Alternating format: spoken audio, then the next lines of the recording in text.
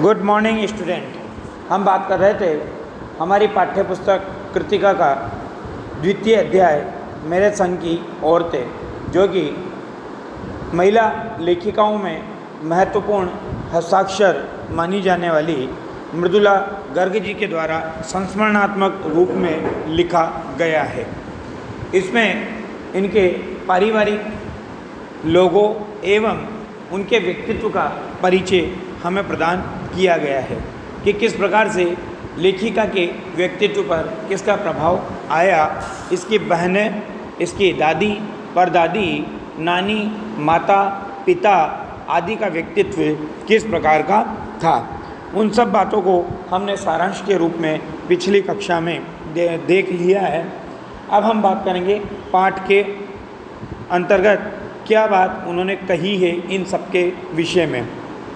ये कहती है कि मेरी एक नानी थी, जाहिर है मैंने उन्हें कभी देखा नहीं।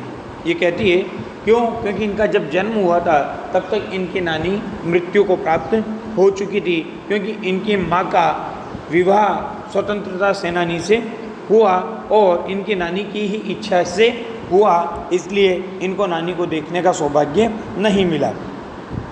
मेरी माँ की शादी होने से पहले ही उनकी मृत्यु हो गई थी।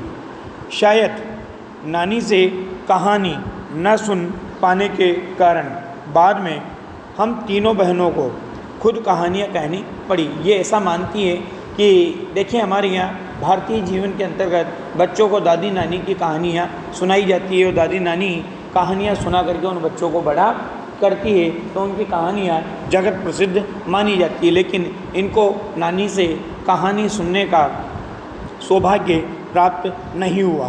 तब इन्होंने क्या किया, बड़े होकर के खुद कहानियाँ लेखन प्रारंभ किया।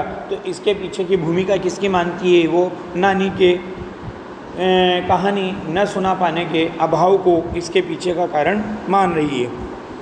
नानी से कहानी भले ही न सुनी हो, पर नानी की कहानी जरूर सुनी। क्यों? क्योंकि उनका व्यक्तित्व ऐसा था जिसकी कहानी कई बार इसने अपने जीवन में सुनी और बहुत बाद में जाकर उसका असली मर्म समझ में आया। मर्म यानी रहस्य। पहले इतना ही जाना कि मेरी नानी पारंपरिक, अनपढ़, पर्दानशी औरत थी। ये देखिए, उनके व्यक्तित्व की विशेषताएं हैं। पारंपरिक यानी परंपराओं के आधार पर चलने वाली या परंपराओं को मानने वाली या रूढ़िवादी। अनपढ़, जिसने शिक्षा प्राप्त नहीं की हो। पर्दानशी यानी पर्दे में रहने वाली, पर्दा करने वाली या घूंघट करने वाली औरत थी, क्योंकि प्राचीन समय में भारतीय औरतें, हिंदू औरतें विशेष रूप से पर्दा किया करती थी। जिनके पति शादी के तुरंत बाद उन्हें छोड़कर बैरिस्ट्री पढ़ने विलायत चले गए थे। बैरिस्ट्री यानी वकालत की शिक्षा प्राप्त करने कहाँ चले गए? वो विलायत अर्थात विदेश में चले गए थे। कैम्ब्रिज विश्वविद्यालय से डिग्री लेकर जब वे लौटे और विलायती रीति रिवाज के संग जिंदगी बसर करने लगे, तो नानी के अपने रहन सहन पर उसका कोई असर नहीं पड़ा। ये बात मैंने आपको बताई कि उनके रहन सहन पर असर क्यों नहीं पड़ा, क्योंकि उनके परिवार में एक विशेष रूप से विशेषता देखने को मिलती है। ये कोई भी किसी के व्यक्तिगत जीवन में हस्तक्षेप नहीं करता था, यानी इंटरफेयर नहीं करता था। कौन क्या कर रहा है, किसी को किसी से कोई मतलब नहीं था, कोई उसके काम में दखलंदाजी नहीं होती थी। इसलिए पति तो विलायती रीति रिवाज के साथ जीवन बसर करने लगे और पत्नी पारंपरिक, अनपढ़ और पर्दानशी थी, वो अपने आधार पर जीवन जीने लगी। नानी के अपने रहन सहन पर उसका कोई असर नहीं पड़ा। न उन्होंने अपनी किसी इच्छा, आकांक्षा या पसंद नापसंद का इजहार पति पर कभी किया। इजहार उर्दू का वर्ड है, ध्यान रखना, मतलब अपनी इच्छा को प्रकट करना। क्यों नहीं किया? क्योंकि उन्हें पता है कि उनका जीवन पद्धति अलग है और इसकी जीवन पद्धति अलग है। पर जब कम उम्र में नानी ने खुद को मौत के करीब पाया, क्योंकि ये बात हम पहले पढ़ चुके हैं कि लेखिका को अपनी नानी से कहानी सुनने का सौभाग्य प्राप्त नहीं हुआ, तो ये कहती है कि पर जब कम उम्र में नानी ने खुद को मौत के करीब पाया, तो 15 वर्षीय इकलौती बेटी अर्थात कौन, मेरी माँ की शादी की फिक्र ने इतना डराया कि वे एकदम मुँह जोर हो उठी। मुँह जोर होना यानी बहुत बोलने वाला। नाना से उन्होंने कहा कि पर्दे का लिहाज छोड़कर उनके दोस्त स्वतंत्रता सेनानी प्यारेलाल शर्मा से वो मिलना चाहती है। क्यों, ऐसा क्यों कहा? क्योंकि वो स्वयं स्वतंत्रता के भावों को अपने मन में लेकर के चलती थी। भारत की परंपराएं उनके मन में जिंदा थी। वो भारत की स्वतंत्रता की पक्षधर थी। वो विलायती रीति रिवाज के साथ जीवन बसर करने वाले व्यक्ति के साथ अपनी पुत्री का विवाह नहीं करना चाहती थी, क्योंकि उसे पता था कि अंग्रेजी जीवन शैली और भारतीय जीवन शैली में बहुत अंतर है और वो अपनी पुत्री को भी स्वतंत्रता सेनानी को ही समर्पित करना चाहती थी। तो पर्दे का लिहाज छोड़कर उनके दोस्त स्वतंत्रता सेनानी प्यारेलाल शर्मा से मिलना चाहती है। अब सब दंग और हैरान रह गए। क्यों? क्योंकि पर्दानशी औरत, अनपढ़ औरत, अब वो किसी पर पुरुष से कैसे मिले? क्योंकि उस ज़माने में तो अपने पति से भी बात करना, पर्दा हटाकर बात करना गलत समझा जाता था। तो जिस पर्दानशी औरत ने पराए मर्द से क्या, खुद अपने मर्द से मुंह खोलकर बात नहीं की थी, आखिरी वक्त में अजनबी से क्या कहना चाह सकती है? पर नाना ने वक्त की कमी और मौके की नज़ाकत की लाज रखी। मतलब उन्होंने मौके की जो नज़ाकत थी, जो स्थिति थी, उसकी लाज रखी, क्योंकि उन्हें पता था कि अभी ज़्यादा जीवित नहीं रहेगी। तो हमारे यहाँ कहा भी जाता है कि मरने वाले की इच्छा पूरी होना जरूरी होता है। तो इन्होंने क्या किया, उसकी मरने वाले की इच्छा को पूर्ण करने के लिए सवाल जवाब में समय बर्बाद करने के बजाय अपने दोस्त को लेकर के आ गए।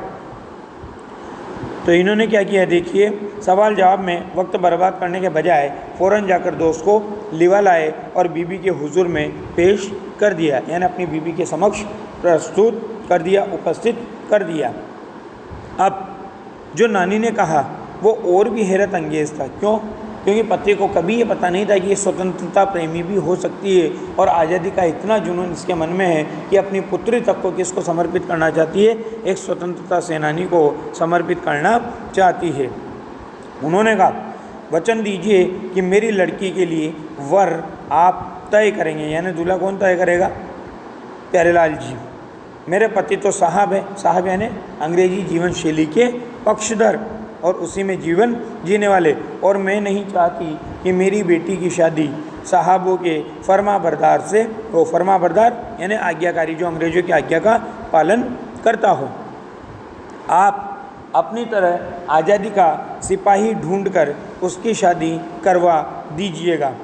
कौन कह सकता था कि अपनी आज़ादी से पूरी तरह बेखबर उस औरत के मन में देश की आज़ादी के लिए ऐसा जुनून होगा। बाद में मेरी समझ में आया कि दरअसल वे निजी जीवन में भी काफ़ी आज़ाद ख्याल रही होंगी, मतलब उनके विचार स्वतंत्र रहे होंगे। ठीक है, उन्होंने नाना की ज़िंदगी में कोई दखल नहीं दिया, न उसमें साझेदारी की, पर अपनी ज़िंदगी को अपने ढंग से जीती जरूर रही। मतलब उनकी भी व्यक्तित्व की विशेषता क्या हो गई, किसी के व्यक्तिगत जीवन में हस्तक्षेप नहीं करना और अपने जीवन को अपने आधार पर जीना। तो इनके साथ भी यही स्थिति थी।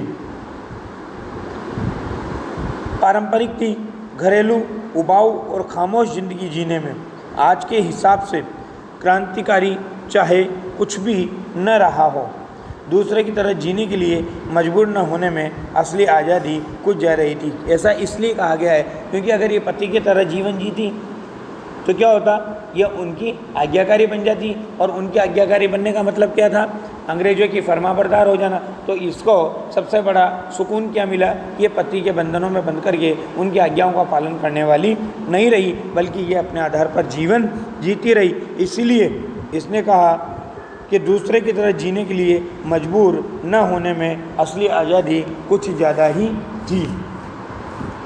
खैर, इस तरह मेरी माँ की शादी ऐसे पढ़े लिखे होनहार लड़के से हुई जिसे आज़ादी के आंदोलन में हिस्सा लेने के अपराध में ICS के इम्तिहान में बैठने से रोक दिया गया था और जिसकी जेब में पुश्तैनी पैसा धेला एक भी नहीं था। माँ बेचारी अपनी माँ और गांधी जी के सिद्धांतों के चक्कर में, अब देखिए अगले और व्यक्तित्व की विशेषता आ गई, कौन सी? गांधीवादी दर्शन को मानने वाली, यानी गांधी जी के सिद्धांतों पर चलने वाली, सादा जीवन, उच्च विचार को धारण करने वाली। एक और व्यक्तित्व की विशेषता आएगी जीवन में, क्योंकि जैन धर्म से संबंधित थी तो जीवन में अपरिग्रह के सिद्धांत का पालन करने वाली। अपरिग्रह का अभिप्राय मैं आपको समझा दूँ। परिग्रह होता है वस्तुओं का आवश्यकता से अधिक संग्रह करना, और अपरिग्रह होता है आवश्यकता के अनुसार वस्तुओं का संग्रह करना और बाकी का दान कर देना। तो देखिए, गांधी जी के सिद्धांतों के चक्कर में सादा जीवन जीने और ऊंचे ख्याल रखने पर मजबूर हुई। हाल उनका यह था कि खादी की साड़ी उन्हें इतनी भारी लगती थी कि उनकी कमर चणका खा जाती, मतलब शारीरिक रूप से क्या थी, वो दुर्बल थी, कमज़ोर थी। तो खादी की साड़ी भी उन्हें भारी लगती थी, और अगर पहनती थी तो कमर में क्या होता था, चणक आ जाती थी। रात रात भर जागकर वे उसे पहनने का अभ्यास करती, जिससे दिन में शर्मिंदगी न उठानी पड़े। वे कुछ ऐसी नाजुक थी कि उन्हें देखकर उनकी सास यानी मेरी दादी ने कहा था कि हमारी बहू तो ऐसी है कि धोई पोंछी और छींके पर टांगी, मतलब उसे कोई भी उठाकर कहीं पर भी बिठा सकता है, इतनी शारीरिक रूप से वो कमज़ोर थी। गनीमत यही थी कि किसी ने उन्हें छींके पर से उतारने की पेशकश नहीं की। ऐसा इसलिए कहा क्योंकि किसी ने उनके व्यक्तिगत जीवन में हस्तक्षेप नहीं किया, उनको जिस स्थान पर वो विराजमान थी उससे नीचा गिराने का प्रयास उनको कभी भी नहीं किया। धन्यवाद।